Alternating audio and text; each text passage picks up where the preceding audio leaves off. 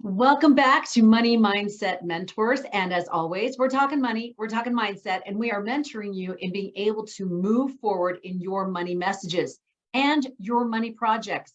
If you're wanting to save money, you don't know how. If you want to invest money, you don't know how. If you want to understand the language of money, you don't know how, this is the place. So today it is Amanda and I. Amanda, so fun to see you again. You too. It's so great. This is just so fun. This is how we get to see each other, right?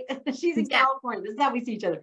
So we are going to talk turkey today, right before Thanksgiving. We're going to talk about budgets, which is that word that everyone's like, oh, don't talk to me about that thing that makes me feel guilty. We're going to talk about how not to feel guilty about a budget and just some tips and tools on using a working budget. How many of us have had a budget, used a budget, and then not really use it effectively? So budgeting wisely, and then also a few holiday saving money tips, because that is hot on everybody's minds with food inflation being up 13%.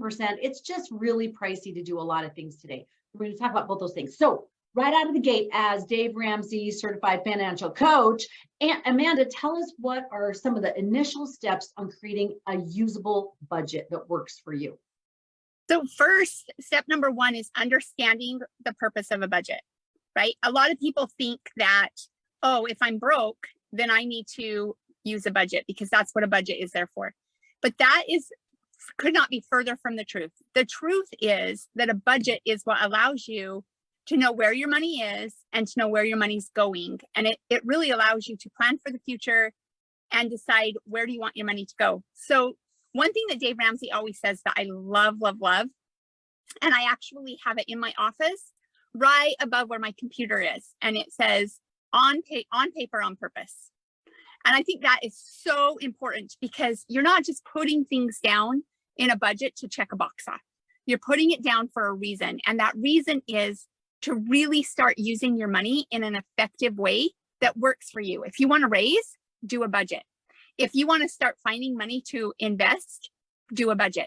If you want to start saving for holiday shopping, do a budget. It really allows you to see those things that maybe you can cut or things that you can go without completely, right? So it really helps you out. So that would be my tip number one, is understanding that a budget is working for you, not against you. It's not because you're broke. And the other thing that I love is statistics show that anybody that is successful works within the frame of a budget. It's true. Broke people don't work on a budget. In fact, that from the book, The Millionaire Next Door, they talk a lot about people like that, millionaires that you wouldn't even recognize, that they use a budget, they clip the coupons, they do these things that you think, well, by the time you're a millionaire, you don't have to do that anymore. Nah, that it is a respect for money and that you are a wise steward of that money. Yeah, and it's that accountability part, right? It's that part where you put it on the budget, and that's the other thing too, is a working budget doesn't mean you set it and forget it. That's not how it works. A budget works for the previous month. So what me and my husband like to do is we'll sit down at the end of the month, the last week right there, that last Friday, we'll go on a date, we'll get away from the house, and we sit down with our budget and we start budgeting in. Okay, so November's coming up. What do we need to be thinking about? Well, our budget's going to shift and it's going to change in November in ways that it wasn't in October, because we have a flight, we're going to go visit family, we're going to have travel plans, so we budget that in. We know that that's coming, and so that goes into our budget, and we start budgeting that in. And then we meet again at the end of the month, and the first thing that we do, so once we set up we meet in October, we set up for November, then at the end of November we start checking our budget, right? Like, oh, we budgeted for this, but it didn't quite cost that much. So we have this little bit of extra, and that money has to go somewhere. And my rule that I've learned from Dave Ramsey that I love, it is like the beauty of a budget, is you budget every single dollar. It doesn't mean you have zero. Has a place. Yes. It doesn't mean you have $0 in your account. It means that you have told every single dollar in your account what its job is and what it's doing. I love that. And again, being that steward over money, and also in your own mind, I think that just helps when you're at Costco, and you see those things and you're like, but it's on sale, but I'm here, I may as well get, right? Oh, that could be food storage, that you're able to pull it back and go, you know what, that $50 or $150 was supposed to be used for this. That's right. There's a purpose for that money. And I can budget this one for, say, next month or in 2 months or something like that. And I think it gives that sort of top of mind. Oh, that's right. What was the purpose of that? Excellent. Yeah. And I also think, let's say you are at Costco and you're like, but it's on sale and I'm going to get that. And so you get that. Let's say you get it anyway, and you didn't budget for it. Well, that money has to come from somewhere. So now you have to look at, well, where's it going to come from? What are you willing to sacrifice for that good deal? And there's been a lot of times that me and my husband, we've had to do that, right? So he's getting ready to go on his guys trip for the year, and they always take the four-wheelers out. And so he goes and he starts up the four-wheeler and he's like, oh, it's not running. I've got to take that in. And it was an expense we didn't plan for. And it was a larger expense than what we didn't already plan for. And now it's even larger than what we thought. And so he says, well, I have to get it done. And I go, okay, but what are you giving up? Where's the money coming from? Like, I'm not saying you can't do that. Like, that's not it at all. It's that money has to come from something. So if you're going to do this, what are we pulling from? And so we chose not to eat in instead of eating out. We chose to cut right there. We chose to cut in other areas so that he could still go and enjoy that. And I love that you're doing that together. Like, you're both committed to that and saying, hey, then let's both eat in. And there's a satisfaction to that. We did that and we had that discipline, and that makes eating in or whatever just that much more wonderful and more fulfilling, because you're like, we know that we did this for a higher purpose. So let me ask you a question that I hear from women frequently. What happens when two of you have different views about money and about the budget? What is a good rule of thumb or some tips there? Well, first of all, when you're doing a budget, you should always sit right next to each other, right next to each other, side by side, because you have to do a budget side by side. If one is in and one is out, that budget is not going to work for you. You have to come together. So my suggestion would be, there is this form, and I would be more than happy to, I don't know if I can put it in the comments. Yes, I will definitely show it to you. But it is actually a 360 on your relationship. So when you're feeling like you're not there, you're not ready to create a budget yet, you need to look at your money patterns. And so it is a relationship money pattern survey that you just quickly go through and you find out what your money behaviors are. And then your spouse does the same, and then you swap them. And so you look at, okay, this is what their behavior is. This is this behavior. And then it has some next steps, because before you've got to be on the same page to really create a successful, useful budget. Can you imagine if I would have said to my husband, oh, well, looks like you're not going on the boys trip? It would have been a disaster, right? It would not have happened, nor do I want that, because I do girls trips. And so I don't want that. I want him to go. I want him to have fun. I want to make our budget work for us. Otherwise, he's going to resent the budget. I'm going to resent the budget. We're going to say this budget thing is dumb. We don't want to continue it. But because we have that flexibility and we're able to say, okay, it has to come from somewhere. So we've already pre-planned this, and we can tweak the budget. You can tweak it along the way. But at the end of the day, every dollar has to go somewhere, and we have to decide, what are we giving up? I love that. And I love that idea of patterns, looking at patterns so that there's awareness, there's education that says so much more than someone sitting and saying, this is this and that is that, or how come this is this, or whatever. It's being able to look at your own patterns. And I love that idea of switching it so that you can better understand the reasoning behind your partner's patterns and why they do what they do with money, which sometimes may not make sense to people. And I think there's also such a benefit when you understand those patterns that you can have a little more compromise. Some people are just more the strict, right? They every dollar, every penny, and they reconcile it, and that's the way it needs to be. And other people are more free spirits of, let's be generous, let's be abundant, let's look, this will all work out in the wash. And I've actually seen both ways work. They're both very successful. I think it's a beautiful thing when there's a little bit of compromise for the exact situation or thing, to be able to say, what's better in this situation? Do we need a more abundance mindset, or do we need to be a little bit more disciplined in this particular situation? And I think that gives a little bit more leeway to each person of, we're not following one person's methodology. We're actually taking those gifts and skills and saying, how do we best apply it to this situation or item that we want to purchase? And how does it work for us? Because that's the thing, is it's going to be so individualized per household. It's going to look so different that you really have to come together and decide, what does that budget look like? And when I coach people, a lot of couples will say, well, you know, my partner thinks this should be in the budget and I think this shouldn't be in the budget. And what do you think? And my response is, well, no, what do you think? Like, this is a decision the two of you need to make. So what is your reasoning for wanting it in the budget? What is your reasoning for not wanting it in the budget? How does that feel to you guys? This is your working budget. This is what you two have to agree to, you know? Exactly. And I love that you can be that third person buffer and then offer some insights and tools that they may not have considered to kind of help them in either side, but they know that you have no agenda, that you're just there to help them to come to a place that feels right for them and their budget. That's something not only can they create, but that they can sustain, because the sustainability is so huge.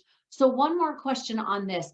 Do you have suggestions for tracking the budget? I heard you say that you meet at the end of the month and you do that. But I know there's envelopes and there's all different kinds of, different methodologies and things like that.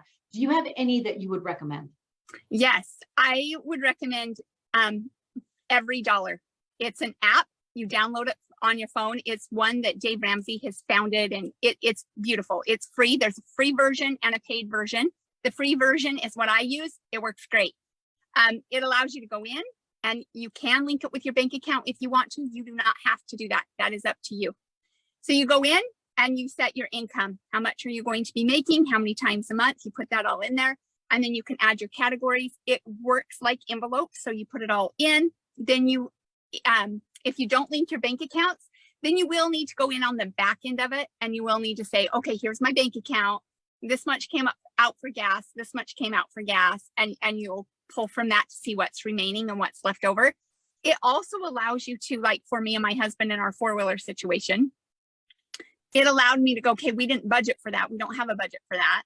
So where are we going to pull from? And it allowed me to create a budget and then pull from another account. So now in our tracking, I can see that. I can see that I had to pull that. So what me and my husband did, what that told us when we sat down and we really started to look at the budget and what we needed, we now know that moving forward for next year, we will have a care budget there for these type of expenses. That now instead of it being such a large amount coming out at once, we can start just adding to it that little bit that we need to throughout the year.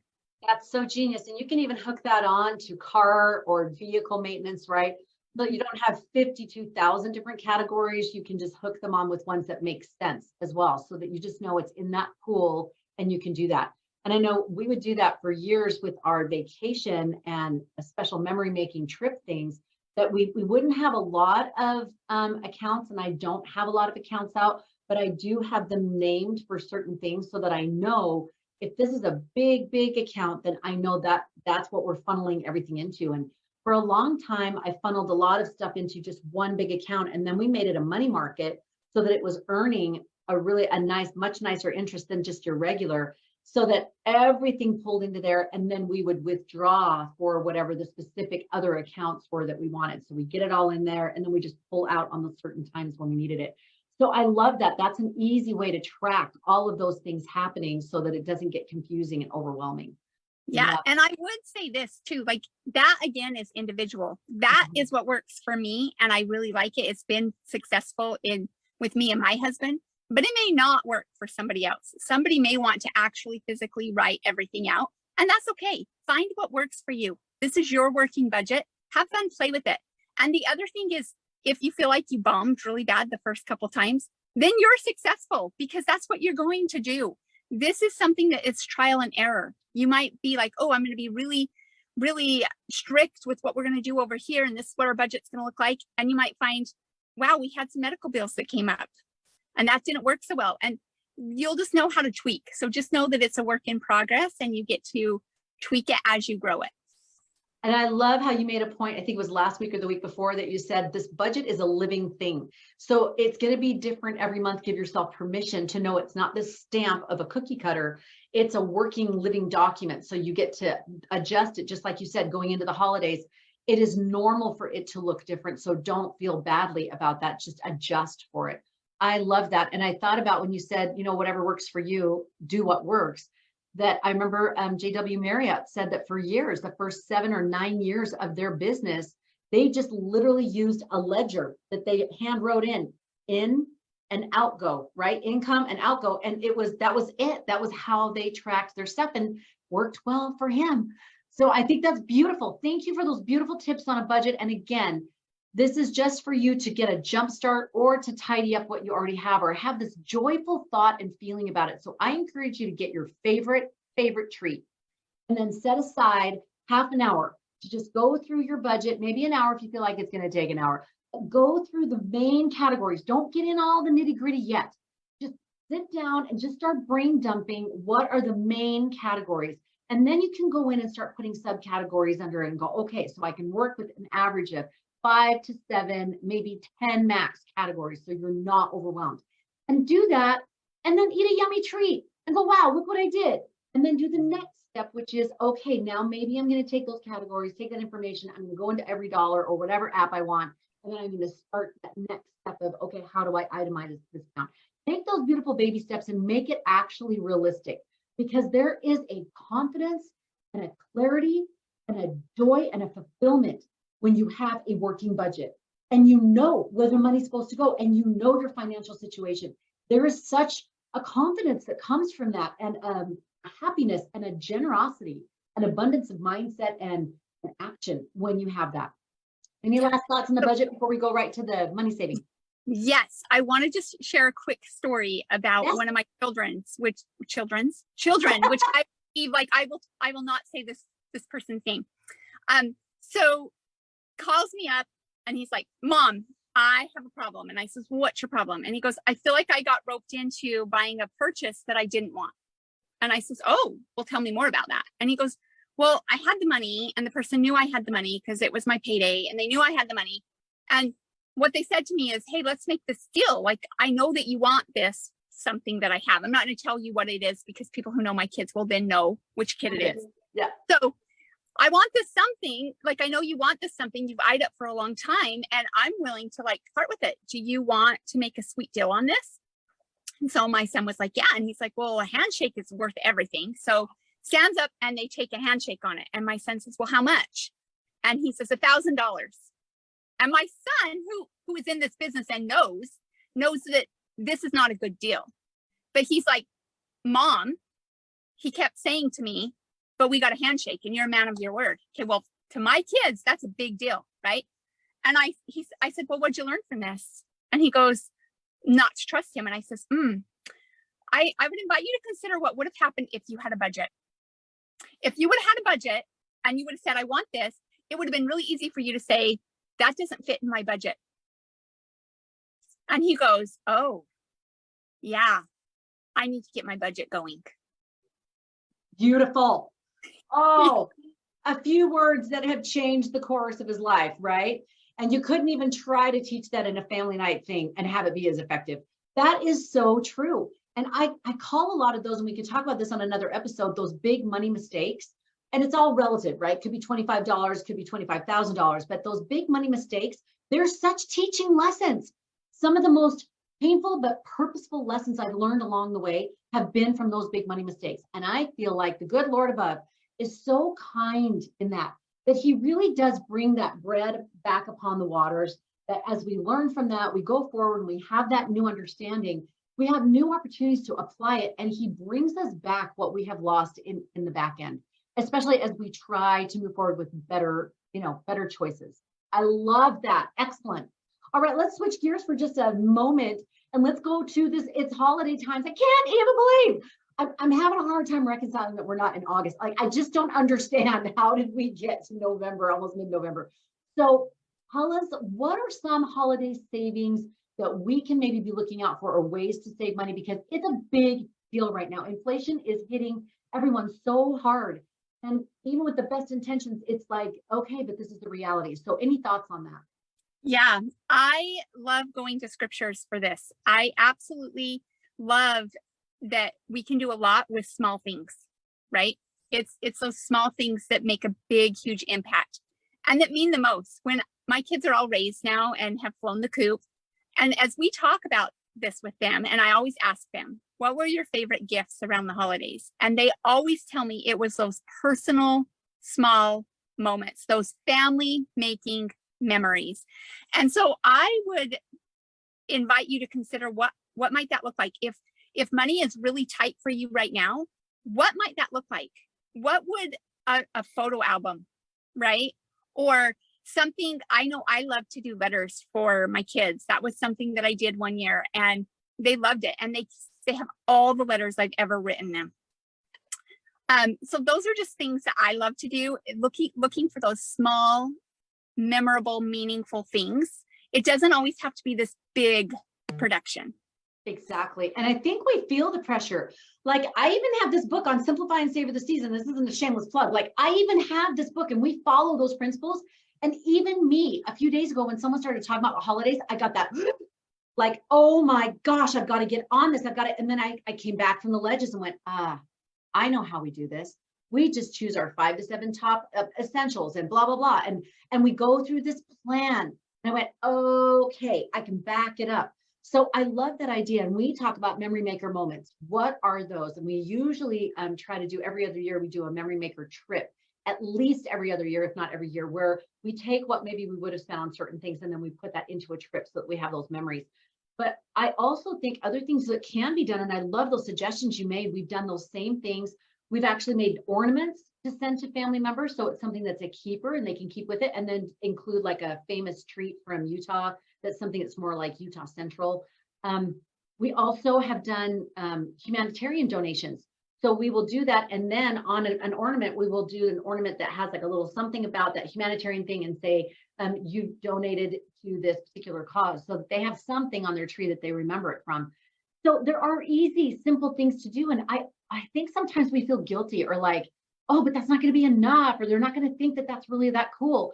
But I am here to say that when I get things that are more memory made and things like that, like I've just had something donated in our family name to a nonprofit or a humanitarian thing, I'm so thrilled. I'm like, we just did good and we didn't even know it. Like, how awesome is that?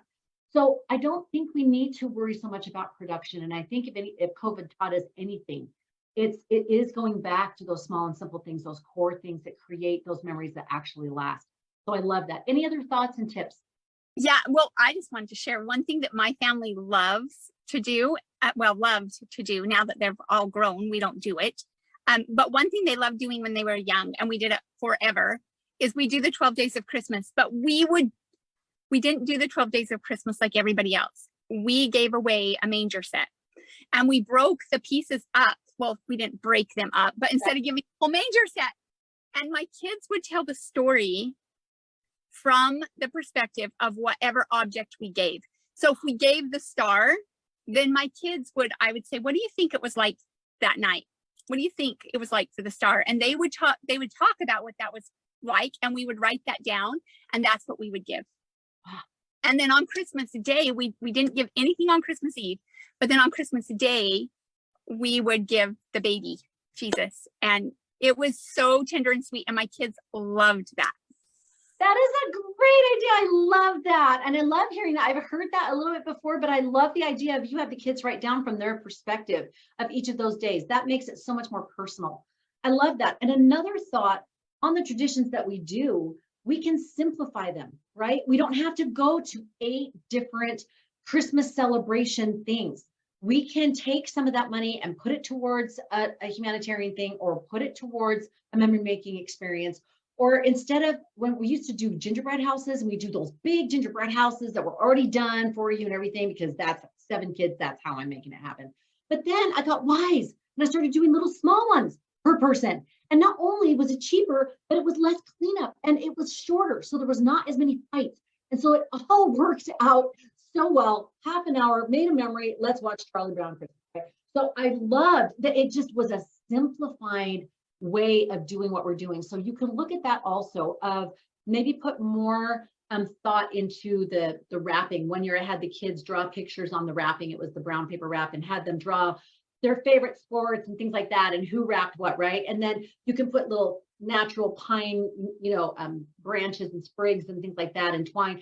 So it just looks that warm, old-fashioned kind of thing. It doesn't have to be all dressed up. So I love that. Another thing, I was watching the Today Show this morning on the treadmill, and they were talking about the saving costs for food. And one gal said she had been a single mom for a long time. And the Today Show lady, the senior correspondent on the economics, and her went into the grocery store, and then they both shopped for 4 people, and they saw who could do it less, right? And so the senior correspondent did $65 and this lady did $62. And she's like, okay, so I didn't do so bad. And this lady said, yeah, but I can feed 8. I got double. So she did things like she took a loaf of bread and she said, I can make my own stuffing. I don't have to buy the bagged whatever. Now, I know there's people who are like, I will pay for the ease and convenience. Sweet, no worries. But know that that's in your budget and you're saying, I want to choose that. But there were all these little short, beautiful shortcuts that were like, you know what, if I just did this, I did mashed potatoes and I didn't buy catered mashed potatoes and just did mashed potatoes myself, but catered these other 2 pieces and then did the turkey, it's done and it's still just as easy. And I just saved a whole bunch of money. So again, some of these tips, we would love to hear any of your holiday saving, money saving tips. We would love to hear them below because we know we're only touching on this for half a second and we may just even come back to this again, but we would love your tips and tools to share with everybody of cool, fun, simple things that you can just a little bit here, a little bit there can make such a difference. Any last thoughts, sweet Amanda? No, I think that's good. I'm actually like wanting to check the comments right now just to see, like, I'm like, yes, give me your tips. Like, I cannot wait. Well, we will be checking and we will be responding. And just so you know, we have these other Money Mindset Mentor episodes. Every Thursday, you can check them out and go back on the feed in Purpose-Filled Women and you can check them out. We talk about investing, preparing to invest. What do you need to get your ducks in a row? All the things, how to property manage, what to do with the different lingo and terms and short-term rentals. And what does all this mean? And how can you utilize it for good in a wise and savvy way to take that 2 talents, 5 talents and make it 10? That's what we want to do so we can do this for him and we can be wise money stewards. Amanda, thanks so much for sharing with us today. Thank you. And join us again next week. We'll be talking more about money mindset mentoring for you.